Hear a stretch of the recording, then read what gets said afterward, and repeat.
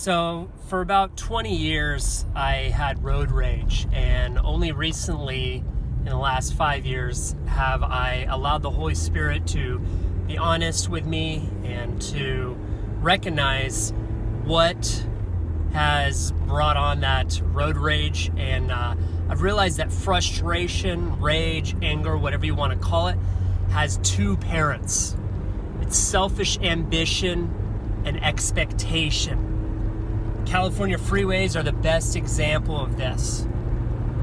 When you see yourself on the road as the only person, you have a selfish ambition because everybody else is not important, only yourself is important.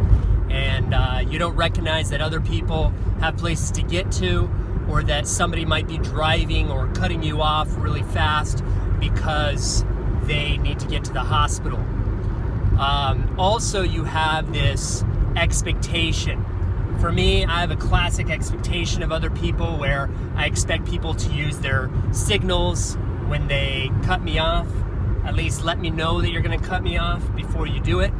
Also, you have people that don't wave anymore. Feels like people used to wave and give you a little nod or something when you let them through. So I have this expectation that isn't right, I guess. And so I think that the answer is to stay humble. Make sure that you stay humble and that you have a gospel perspective, a biblical worldview that treats other people with respect, a Philippians 2 attitude that serves other people. Now, you don't do this in a way that jeopardizes other people and causes accidents, because if I'm driving the freeway and people are merging and I just slow down so that everybody can merge in front of me instead of succinctly, then it causes a problem and an issue.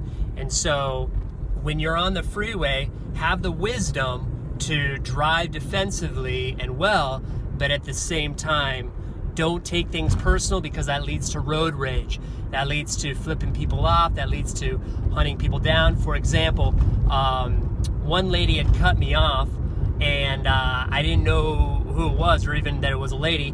And I followed them all the way to a grocery store because I wanted to, tell them off, because I didn't have humility. I thought that my driving was the best way and that they needed to, be educated from me. And when I got to the grocery store where they had parked, out walks out a 70, 80-year-old grandma. And so that really taught me some humility, that it's not about my driving skills and about my way, my selfish ambition or my expectation, but I need to have a gospel perspective. I need to love God, love others. That's the first and second great commandment.